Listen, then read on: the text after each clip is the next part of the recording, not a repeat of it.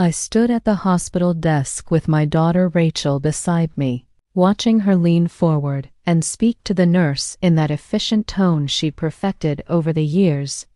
"Just update the emergency contact," she said, and I saw her write down her own name where mine used to be. No, my son's name, Michael, crossed out, replaced. She didn't look at me when she did it, and I didn't say a word. The nurse smiled and filed the paper away, and Rachel turned to me with that same bright expression she'd been wearing all morning. "All set, Mom," she said. "Let's get you home." I nodded and smiled back, but something had shifted in that moment. Standing there in the fluorescent light of the hospital corridor, my hips still aching from the fall that had brought us here in the first place, something quiet, something I couldn't quite name yet. We'd been at the hospital since early morning. I'd fallen in my kitchen 2 days before, reaching for a pot on the upper shelf. Stupid, maybe, but I'd been reaching for pots on that shelf for 43 years, and this time my hip gave out. I didn't cry. I called Michael first since he was 2 states away, working, and he said he'd come as soon as he could arrange things. Then I called Rachel, who lived 20 minutes from me and arrived within the hour. She'd been wonderful, really took me to the emergency room, sat with me through the X-rays, held my hand when the doctor said it was a fracture but not a break. Nothing that required surgery, but I'd need help for a while. She'd nodded seriously, asked all the right questions, made notes on her phone, and I'd felt grateful, relieved even. It's a strange thing, needing your children after spending so many years being the one they needed.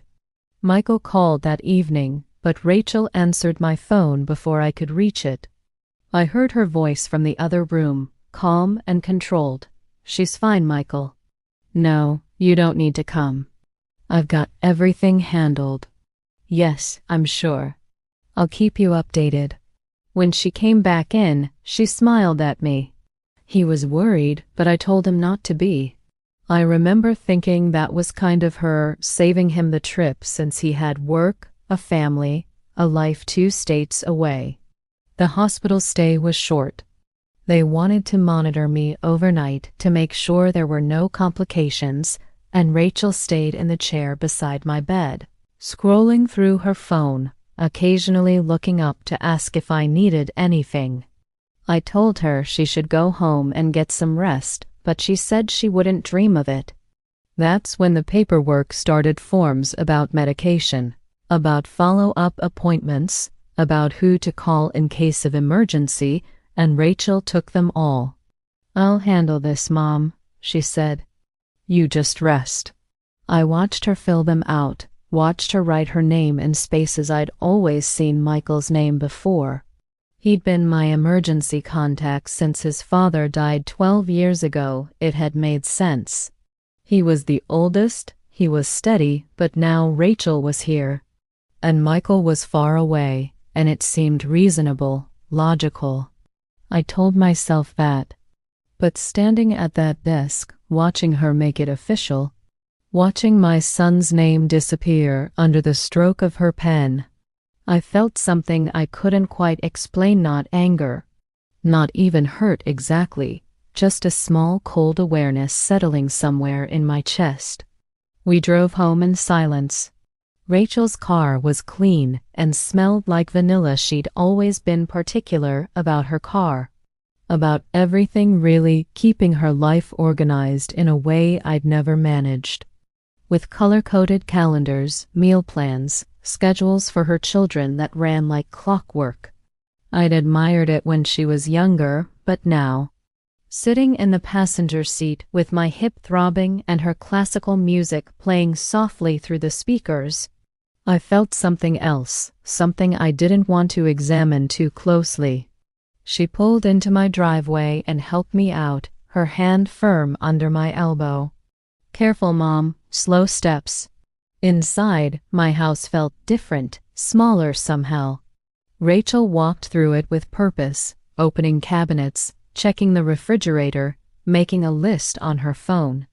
"You're low on milk," she said, "and these leftovers need to be thrown out." "When did you make this?" "2 days ago," I said. "Before I fell." She threw it away without asking, then turned to me with that same efficient smile. "I'm going to stay here for a while, just until you're back on your feet.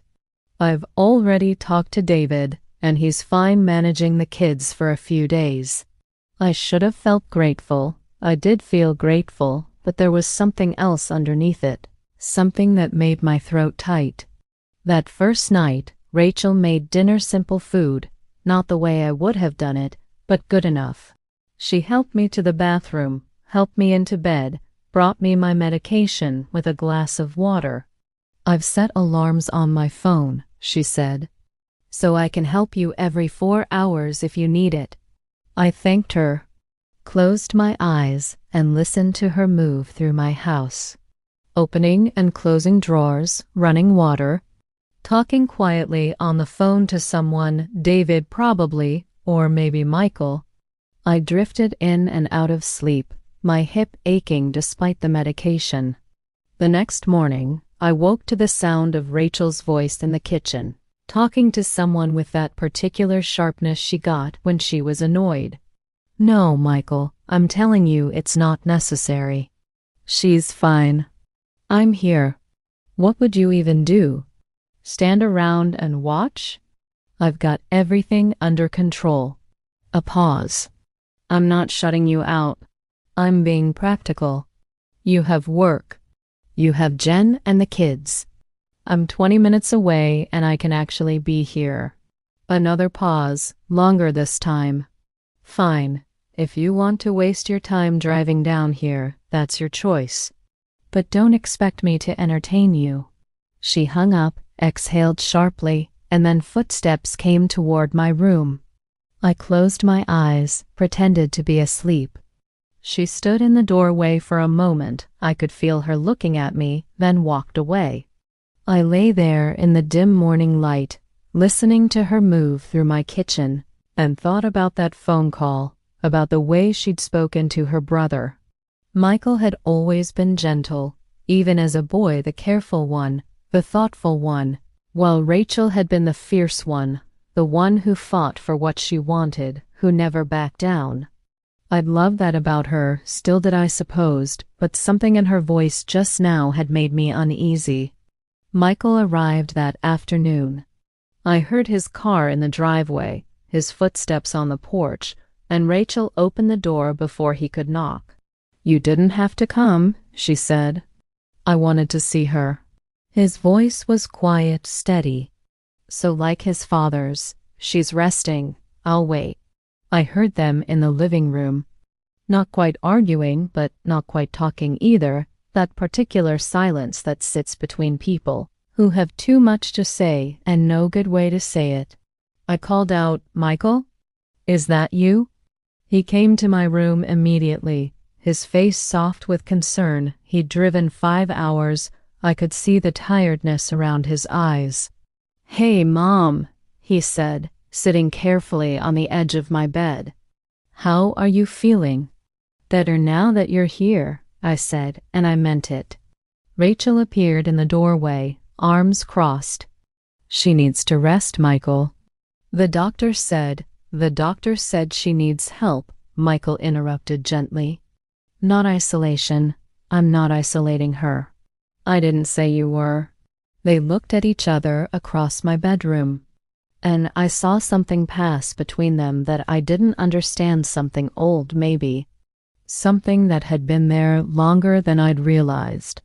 "I'm fine," I said, my voice coming out smaller than I'd intended. "Really, you're both here now. That's what matters." But it wasn't fine. Over the next few days, I began to notice things, small things. The way Rachel sorted my mail before bringing it to me. The way she answered my phone without asking. The way she'd redirected conversations with my neighbors when they stopped by. Standing in the doorway with that pleasant smile that somehow made it clear they shouldn't stay long. Michael noticed too. I could see it in the way he watched her, in the careful way he asked questions. "Mom, did you want to call Helen back?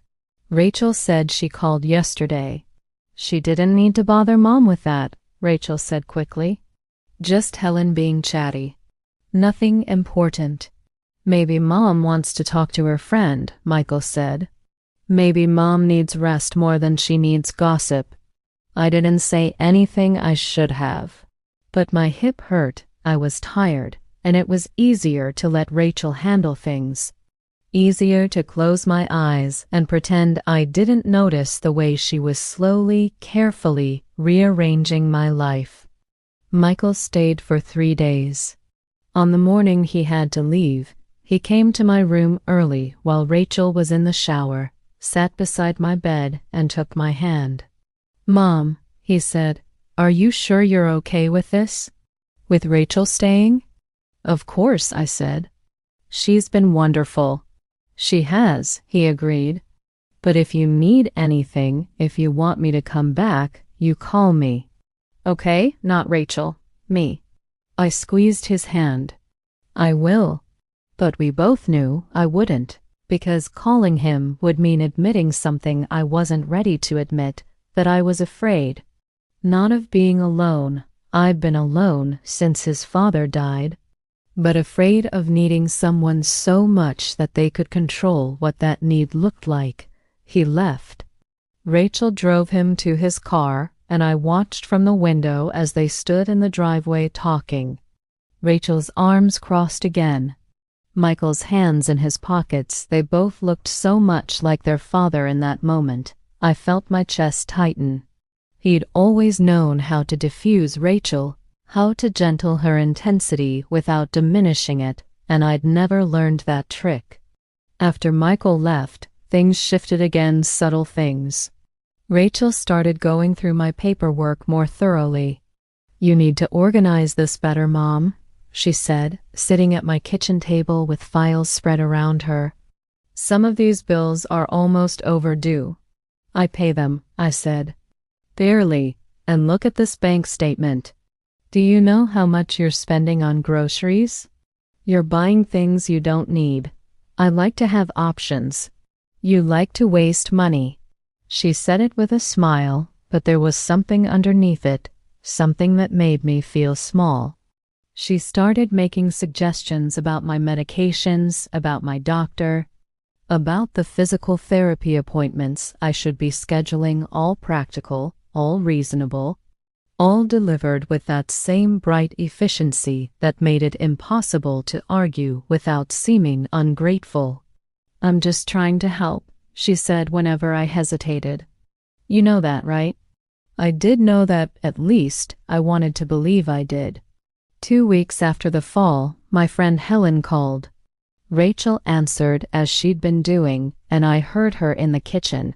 "No, Helen, she's not up for visitors yet." "Yes, I know it's been a while. She just needs more time." A pause. "I'll tell her you called." She didn't tell me. I found out 3 days later when Helen showed up at my door, concern etched across her face. "Margaret, I've been calling," she said. "Rachel keeps saying you're resting, but I was worried." "I'm fine," I said, glancing toward the kitchen where Rachel was making lunch. "Come in." "Actually, Helen, this isn't a good time," Rachel said, appearing in the hallway. "Mom has physical therapy this afternoon, and she needs to eat and rest first." "I don't have physical therapy today," I said quietly. Rachel's smile never wavered. "Yes, you do, remember? I rescheduled it from yesterday because you were tired." I didn't remember, but I also didn't remember being tired yesterday. I looked at Helen, and I saw the recognition in her eyes, the understanding she'd seen this before maybe, or felt it, that particular helplessness of being managed by someone who claims to love you. "I'll call later," Helen said, and the look she gave me was full of something I didn't want to name. After she left, Rachel turned to me. "You need to be more careful about visitors, Mom. You're still recovering." "People don't understand that. Helen's my friend." Helen's lonely and she wants company. That's not the same as being your friend. I didn't argue. I went to my room, closed the door, sat on the edge of my bed, looking at the phone on my nightstand. Michael's number was right there. I could call him, but tell him what exactly? That his sister was taking care of me. That she was being too helpful? It sounded ridiculous, even in my own head. That night, I couldn't sleep. My hip ached less now, but something else ached more.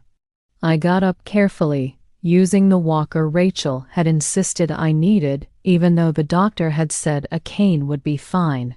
Walked slowly to the kitchen for water. The light was on. Rachel was at the table, my laptop open in front of her. She looked up when I came in, not startled, not guilty, just calm. "What are you doing?" I asked. "Checking your bank accounts. Making sure everything's in order." "I didn't ask you to do that." "You didn't need to ask. This is what children do, Mom. We take care of our parents.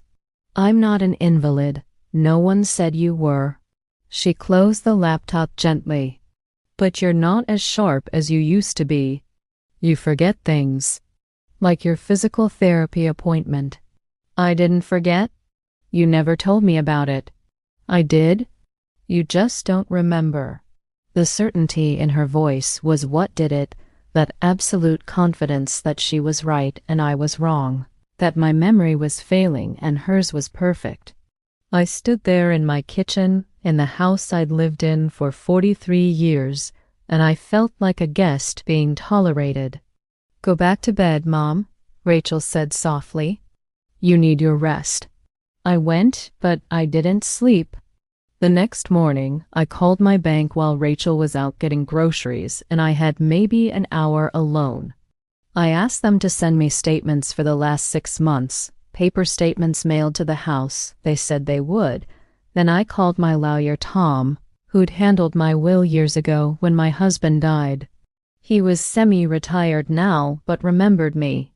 "Margaret," he said warmly, "it's been a while. What can I do for you?" "I need to review some things," I said. "My will, my power of attorney documents, just to make sure everything's still the way I want it." "Of course. Do you want to come into the office?" "Not yet. Can you tell me who I listed as having power of attorney?" Papers shuffled. "Let's see. You have Michael listed for healthcare decisions, and both Michael and Rachel listed jointly for financial matters." "Jointly?" "Yes. They both need to agree on any major financial decisions on your behalf." "Is that still what you want?" "I'm not sure," I said honestly. "Let me think about it." "Can I come in next week?" "Absolutely. I'll have my secretary call you to set up a time." I hung up as I heard Rachel's car in the driveway. My heart was pounding. I felt like I'd done something wrong, even though I hadn't. Even though these were my accounts, my documents, my life. Rachel came in with groceries. "Did anyone call?" she asked. "No," I said. It was the first lie I'd told her, and it sat heavy in my chest. Over the next few days, I watched more carefully. Noticed more the way Rachel sorted through my mail before showing it to me. The way she'd answer questions I hadn't asked. The way she talked about "we" when she meant decisions she'd made alone. "We're switching to a different pharmacy," she'd say. "We're going to start having groceries delivered instead of you trying to shop yourself." "We." As if my life was something we shared equally now. The bank statements arrived on a Tuesday while Rachel was in the shower. I heard the mailman, heard the slot in the door, and I moved faster than I had in weeks, got to the envelope before Rachel could, took it to my room, opened it with shaking hands. At first, I didn't understand what I was seeing. Withdrawals.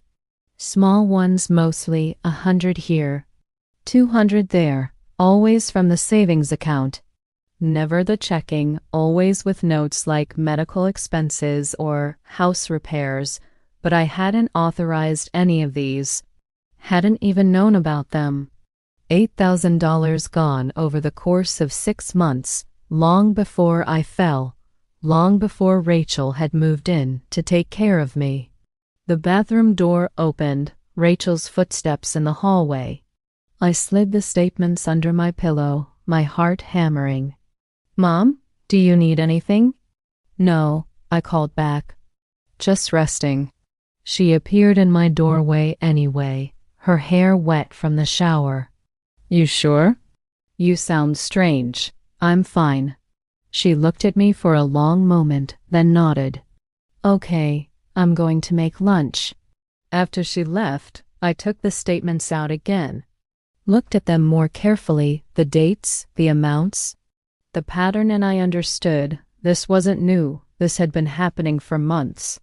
The fall, the hospital, the emergency contact change, the moving in to take care of me, all of that had just given her more access, more control, but the taking had started long before.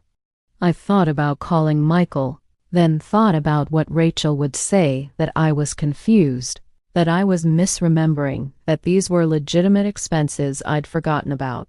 She'd say it with such certainty that even Michael might believe her, might think I was starting to lose my memory, my grip on reality. No, I needed to be smarter than that.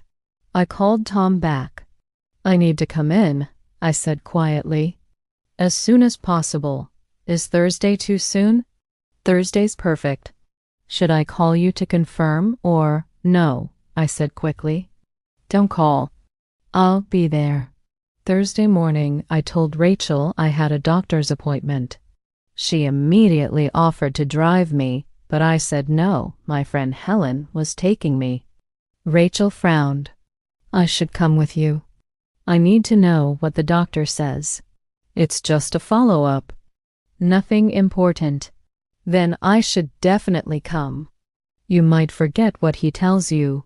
"Helen will be there to help me remember." I saw her jaw tighten, but she nodded. "Fine. Call me when you're done." Helen picked me up right on time, bless her. She didn't ask questions, just drove me where I asked to go. I hadn't told her about the money, hadn't told anyone, but I think she understood something was wrong. She squeezed my hand before I got out of the car. "I'll be right here," she said. Tom's office was the same as I remembered: dark wood, leather chairs, photos of grandchildren on the desk. He stood when I came in, concern clear on his face. "Margaret, what's going on?" I showed him the bank statements, told him everything: the hospital, the emergency contact, Rachel moving in, the phone calls she intercepted, the money, all of it. My voice stayed steady. I'd learned something over the past few weeks, that emotion could be used against you, turned into evidence of instability, of confusion. So I kept my voice calm and recited facts. Tom listened without interrupting. When I finished, he sat back in his chair and was quiet for a moment. "What do you want to do?" he finally asked. "I want to change my power of attorney. Remove Rachel. Keep only Michael. That's well within your rights. But Margaret, you should know, if Rachel has been accessing your accounts, that's potentially theft, even if she's family. You could press charges." "I don't want to press charges.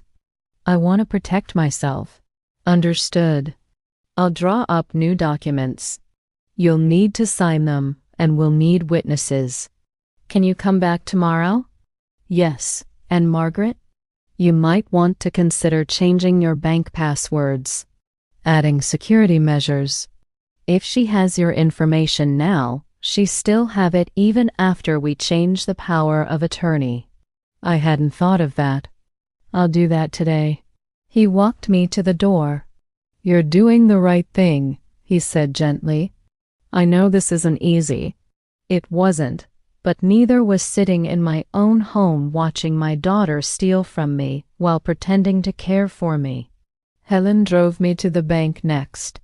I went in alone, explained the situation to a manager. They were kind, efficient, changed my passwords, set up new security questions, added alerts for any withdrawals over $50. Is there anything else we can do? The manager asked. Can you freeze my savings account? Just temporarily? Of course. Would you like to move those funds to a different account? Yes, a new one. One that only I have access to. It took less than an hour. When I walked back out to Helen's car, I felt lighter than I had in weeks. Everything okay? Helen asked. Getting there, I said. She dropped me home. Rachel was waiting, that same bright smile fixed on her face. How was the appointment? Fine, just a follow-up. What did the doctor say? That I'm healing well, that's all? That's all? She looked at me for a long moment, something shifting behind her eyes. You were gone a while for just a follow-up. Helen and I stopped for lunch. Another lie, they were getting easier. That night, Rachel tried to use my laptop again. I heard her in the kitchen, heard the quiet cursing when she couldn't get into my bank accounts. She came to my room, frustration barely hidden. Mom, did you change your bank passwords? Yes, why? The bank suggested it. For security. What are the new passwords? I wrote them down. They're somewhere safe. Where? I looked at her, really looked at her, and I saw it clearly now, not love, not concern, just the calculation of someone who'd been caught. Somewhere you won't find them, I said quietly. Her expression went cold. I'm trying to help you, Mom. I can't do that if you're going to be difficult. I'm not being difficult. I'm being careful. This is ridiculous. I'm your daughter. You should trust me. I do trust you, I lied. But these are my accounts. My decisions. She stared at me for another moment, then turned and walked away. I heard her on the phone minutes later, voice low and angry, though I couldn't make out the words. The next morning, she announced she had to go home for a few days. David needs me, she said. And since you're clearly fine on your own now, there's no reason for me to stay. Okay, I said. You'll need to figure out your own meals, your own medications. I will. And if you fall again, don't expect me to drop everything. I won't.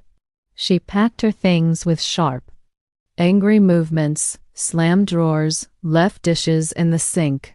I stayed in my room, listened to her storm through my house, and said nothing. When she left, the silence was profound. I walked through my rooms, touching things she'd moved, straightening things she'd disturbed. My house felt like mine again.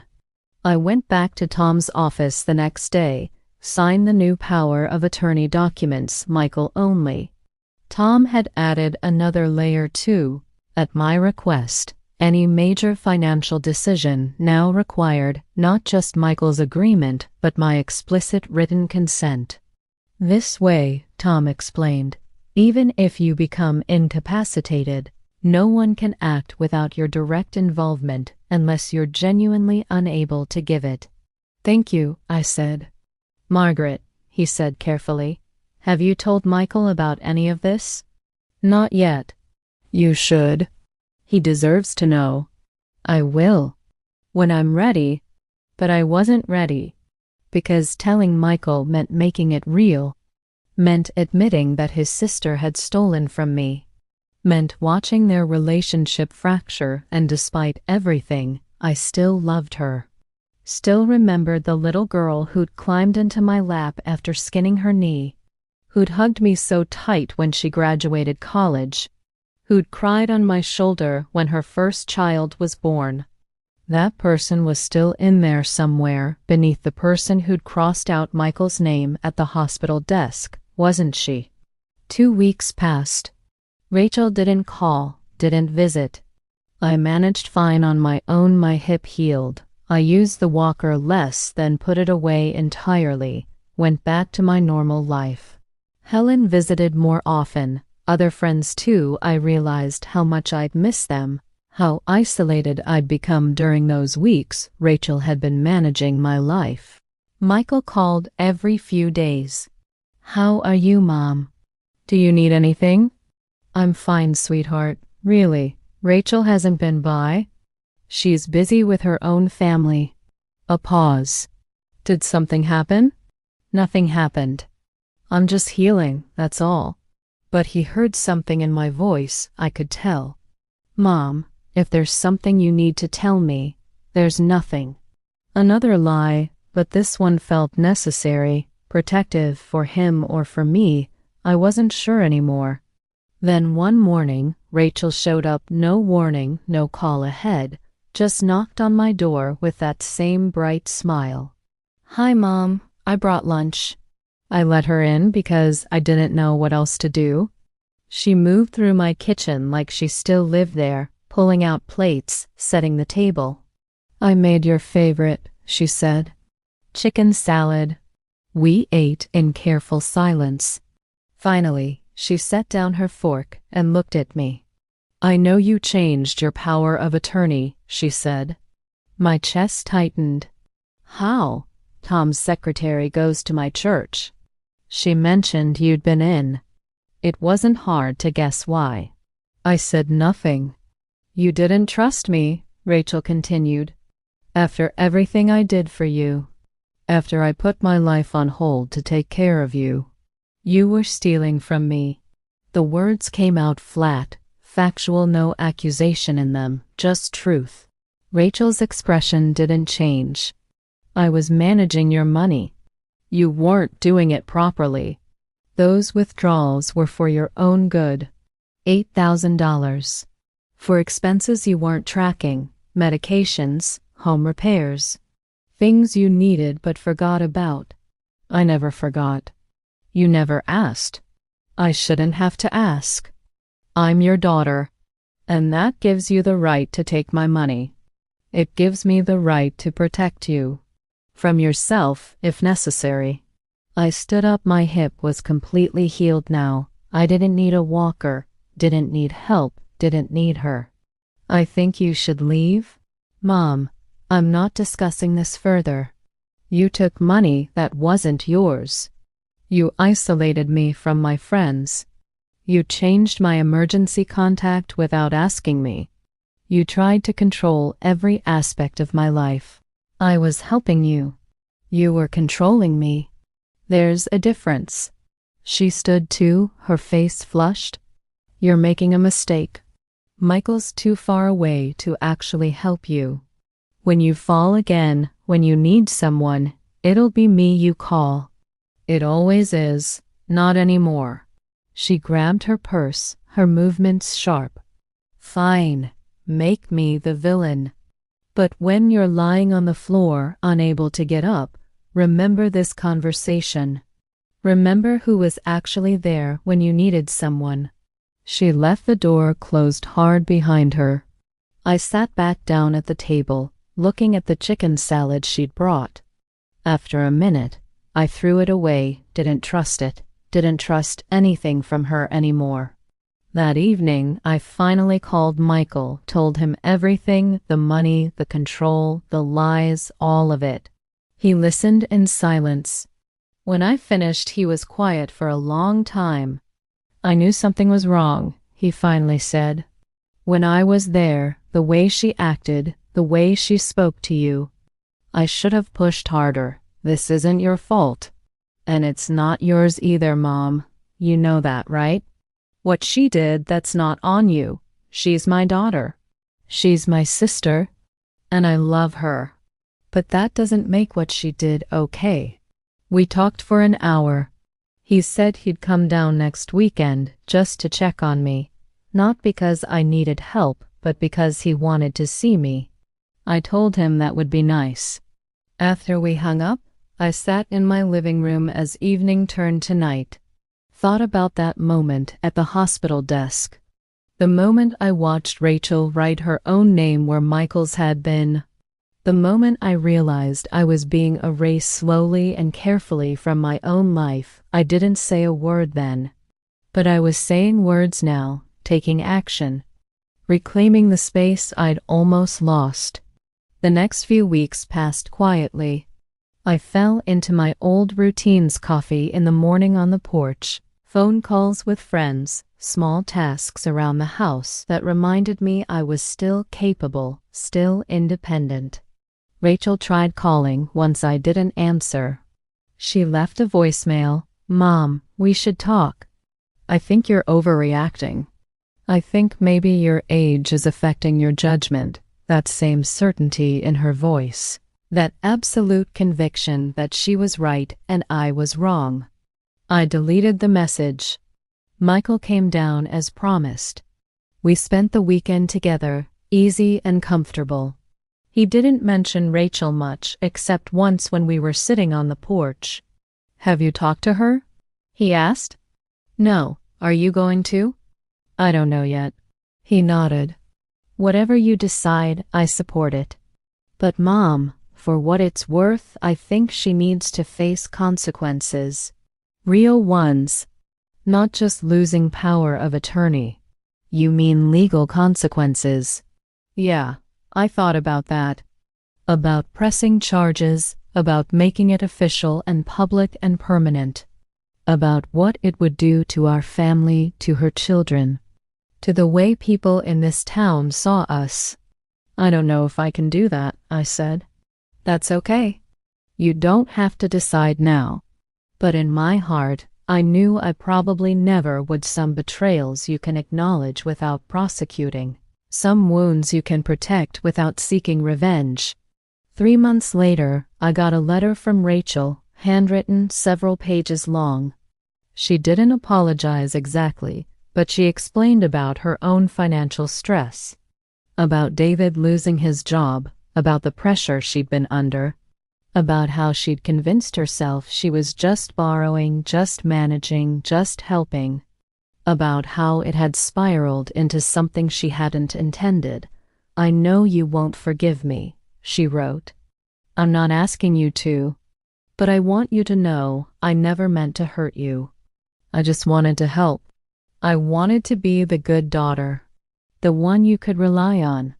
I read the letter 3 times, then put it in a drawer. A week later, I wrote back, not a long letter, just a short note. "Rachel, I got your letter. I understand you were struggling. I wish you had told me instead of taking. I would have helped if I could. But what you did broke something between us. Maybe in time it can be repaired. But not yet. I need space. I need to trust myself again. I need to know that my life is my own. I hope you understand, Mom."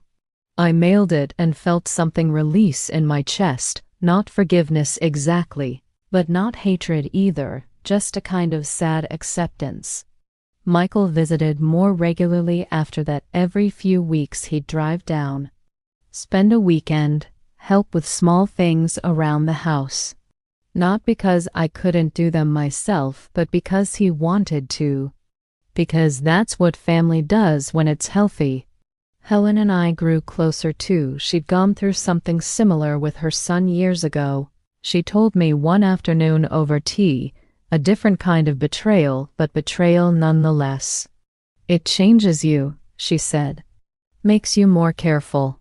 But it doesn't have to make you bitter." "How did you manage that?" I asked. "Not becoming bitter?"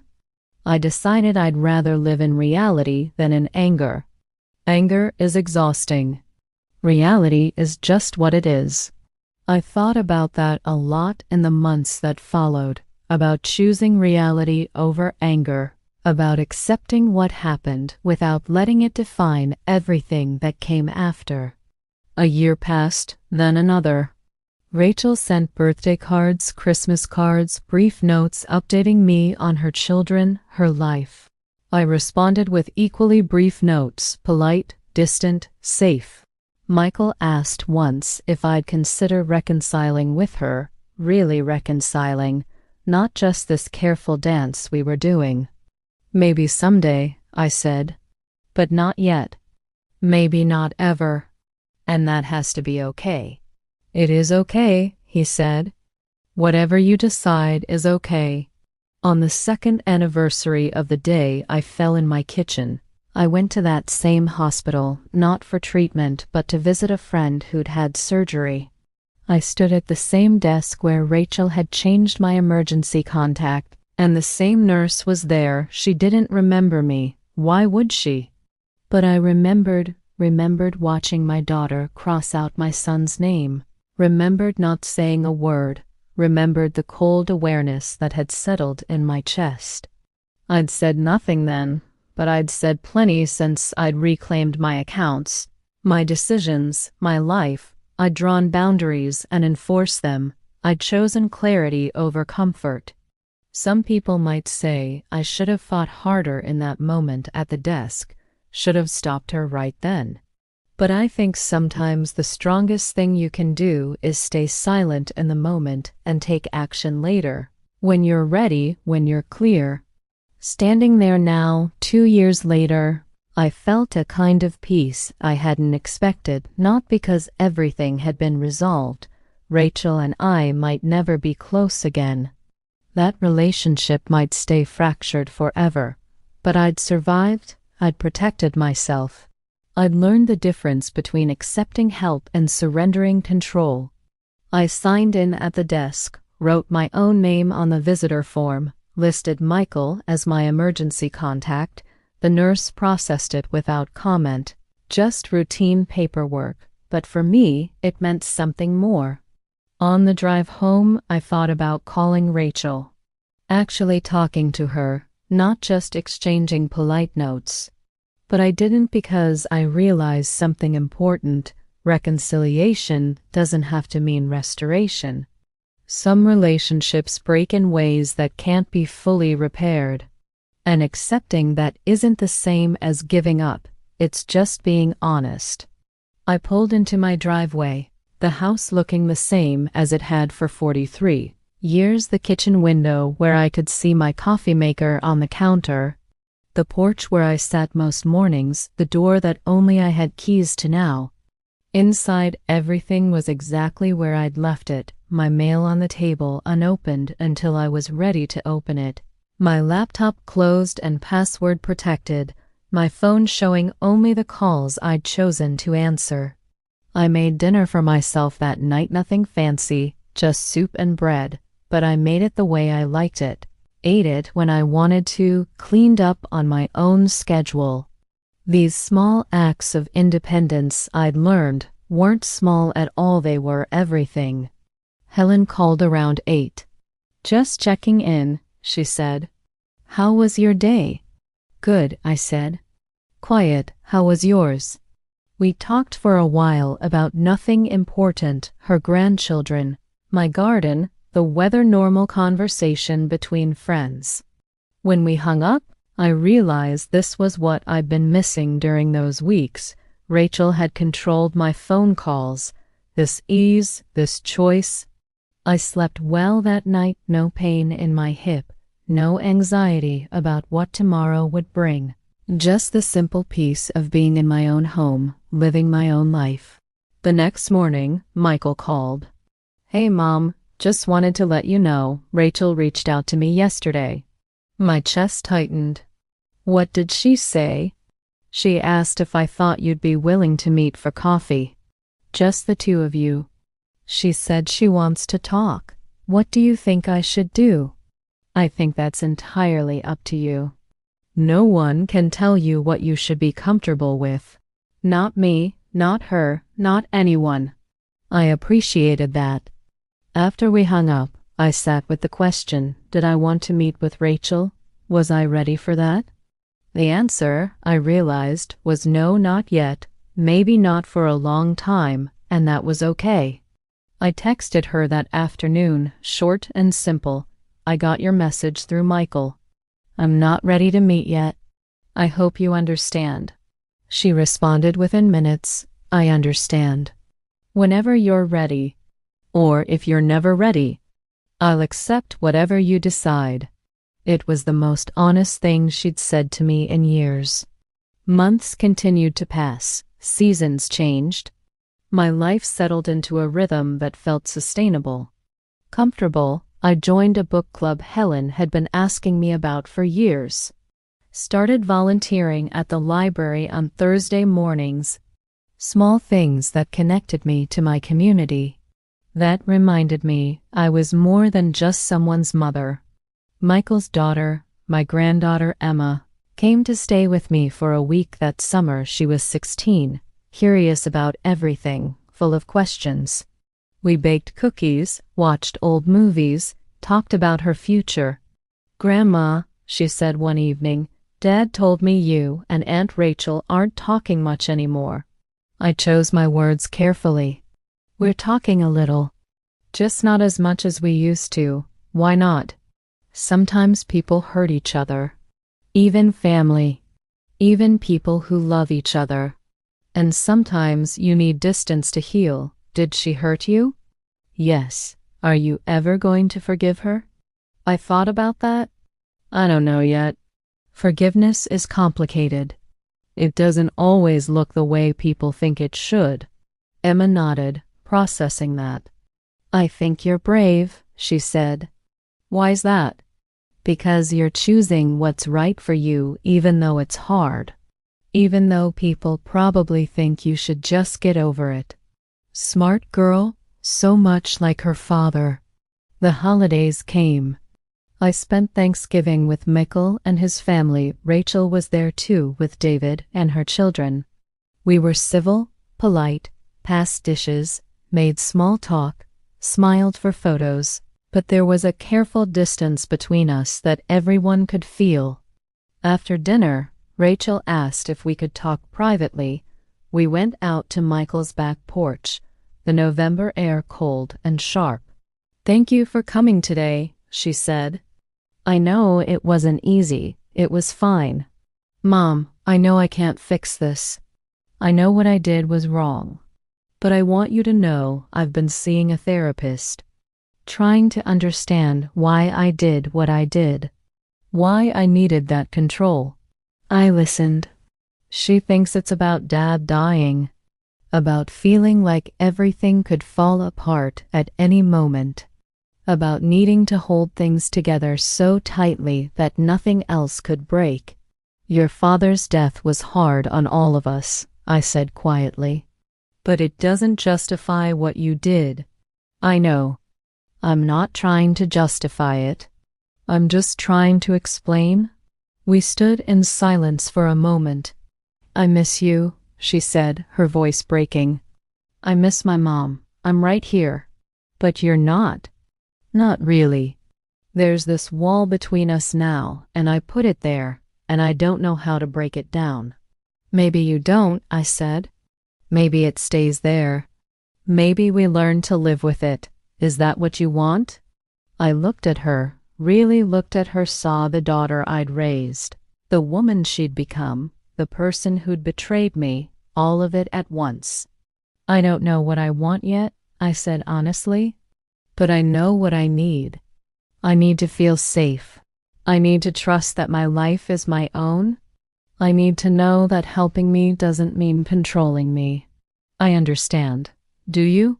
Because understanding it intellectually and actually doing it differently are two separate things. I'm trying. I know you are.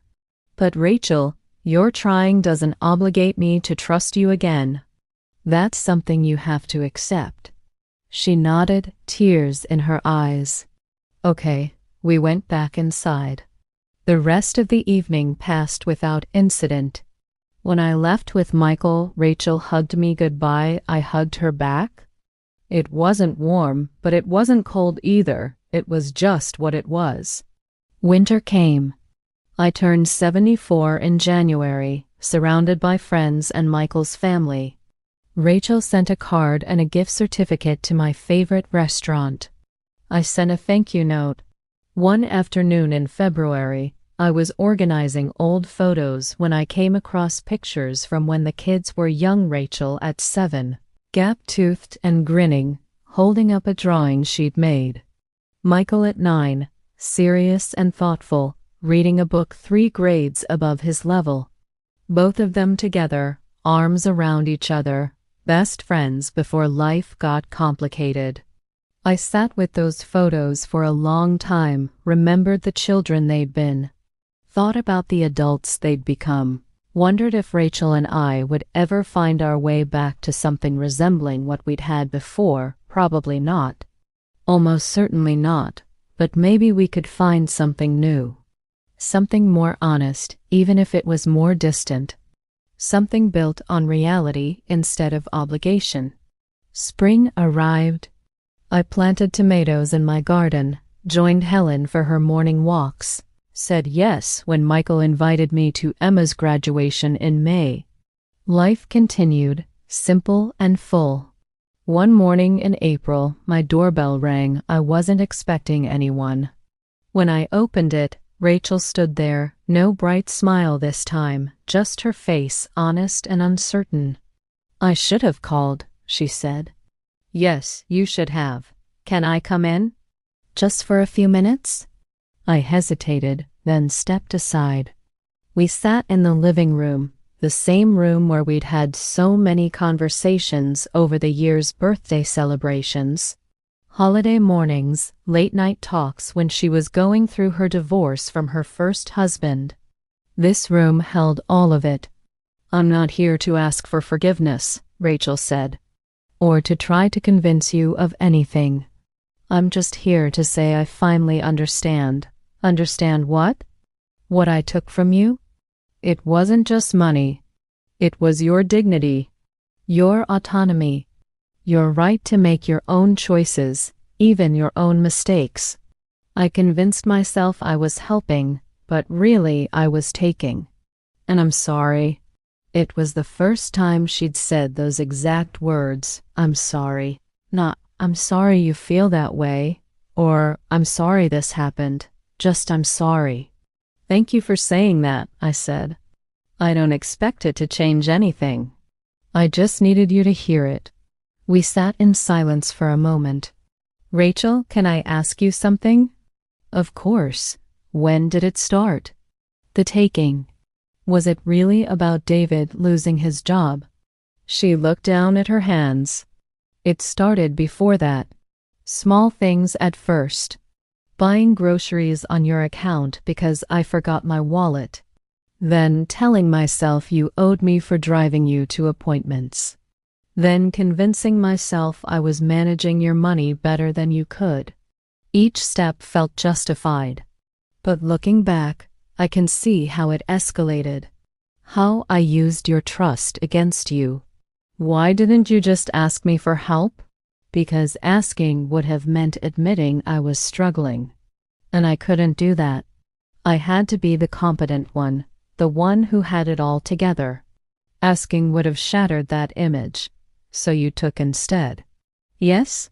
I thought about that, about pride and shame and the ways we hurt the people we love when we can't admit our own vulnerability.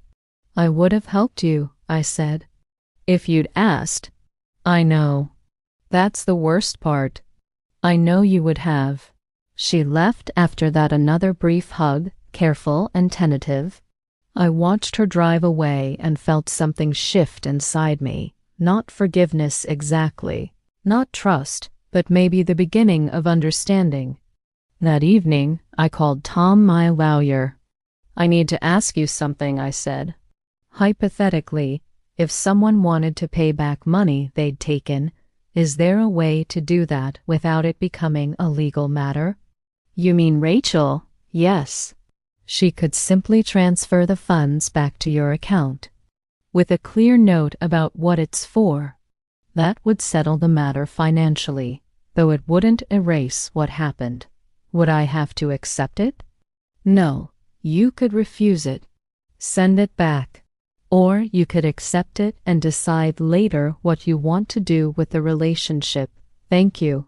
2 weeks later, $8,000 appeared in my account. The note said, "Repayment with interest." "I'm sorry, R." I stared at my computer screen for a long time, then called Michael. "She paid it back," I said. "How do you feel about that?" "I don't know." "Relieved, maybe?" but also confused. Does it change anything? Does it change how you feel? A little. Not all the way. But a little, then maybe that's enough for now. I transferred half of the money to a savings account for Emma's college fund. The other half I donated to the senior center in town in my husband's name. The money didn't feel like mine anymore. It felt like something that needed to be transformed into something better. Summer came. Michael's family had their annual barbecue in July. Rachel was there again. This time when she asked if we could talk, I said yes more easily. We walked through Michael's neighborhood, the evening air warm and soft. I saw what you did with the money, she said. Michael told me about Emma's fund and the donation. It seemed right. Thank you for not pressing charges. I know you could have. I thought about it. But in the end, it felt like it would hurt more people than just you. Your kids, Michael, me too, in a different way. Still, thank you. We walked in silence for a while. Mom, I don't expect us to go back to how things were. But do you think maybe, eventually, we could build something new? Something more honest? I thought about that question, really thought about it. Maybe, I said. But it would have to be different. No dropping by unannounced. No making decisions about my life without asking. No managing my finances or my schedule or my friendships. I understand. And if you ever do anything like that again, that's it. We're done. Not just distance. Done. I understand that too. Okay, then. We can try. Her face transformed, hope lighting it up in a way I hadn't seen in over 2 years. Really? Really. But slowly. And on my terms, whatever you want. We walked back to Michael's house. Inside, Emma was telling a story about her first week of college orientation, her hands waving animatedly. Michael was laughing. Rachel's children were playing a game in the corner. David was flipping burgers on the grill. Family, complicated, imperfect, sometimes broken, sometimes healing, but still family. That night, driving home alone, I thought about everything that had happened since that morning at the hospital desk, how much had changed, how much I'd changed. I'd learned that love and trust aren't the same thing, that you can care about someone without giving them access to your life, that boundaries aren't mean, they're necessary, that protecting yourself doesn't make you unforgiving, it makes you wise. I learned that being a good mother doesn't mean sacrificing yourself completely, that accepting help doesn't mean surrendering control, that aging doesn't mean becoming helpless or invisible or someone else's burden to manage. And I'd learned that silence can be powerful, that not saying anything in that moment at the hospital had given me time to think, to plan, to protect myself, that sometimes the strongest response is the one that comes later when you're clear and ready. I pulled into my driveway, my house warm and welcoming in the darkness. Inside, everything was exactly as I'd left it, my coffee cup on the counter, my book on the table, my life fully my own. I sat on the porch for a while, listening to the night sounds, crickets, distant traffic, a dog barking 3 houses over, normal sounds, safe sounds. My phone buzzed, a text from Rachel. Thank you for today. For giving me a chance. I love you. I looked at it for a moment, then texted back, I love you too. But love isn't enough. Trust has to be earned. We'll take it one day at a time. She responded with a simple heart emoji. I smiled despite myself. Inside, I made tea and settled into my chair with the book I'd been reading. Outside, the world continued on. Tomorrow, I'd wake up in my own house, make my own choices, live my own life tomorrow and the day after that and the day after that.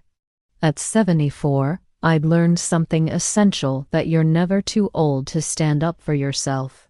Never too old to draw boundaries. Never too old to say no, even to people you love, especially to people you love. The hospital desk felt like years ago now, though. It had only been that moment of watching Rachel cross out Michael's name, of feeling something cold settle in my chest, of choosing silence over confrontation. It had been the beginning of everything. The beginning of loss, yes, but also the beginning of reclamation. I didn't say a word then, but I'd said plenty since, and I'd keep saying it in my own way, on my own terms, for as long as I needed to. Because that's what survival looks like sometimes: not loud, not dramatic, just steady, just persistent. Just a quiet insistence that your life belongs to you no matter who tries to take it.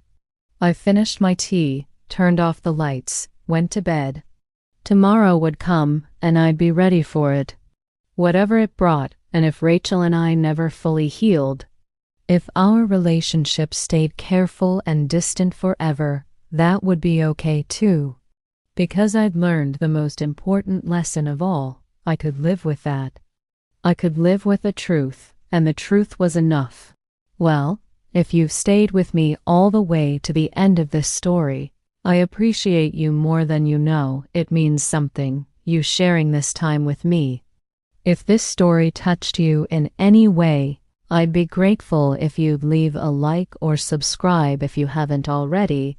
And I'm always curious, where are you listening from today? Drop a comment and let me know. Whether you're folding laundry, driving home from work, or just sitting quiet like I am now, I'm glad we're here together. And if you'd like to support this channel, there's a link below.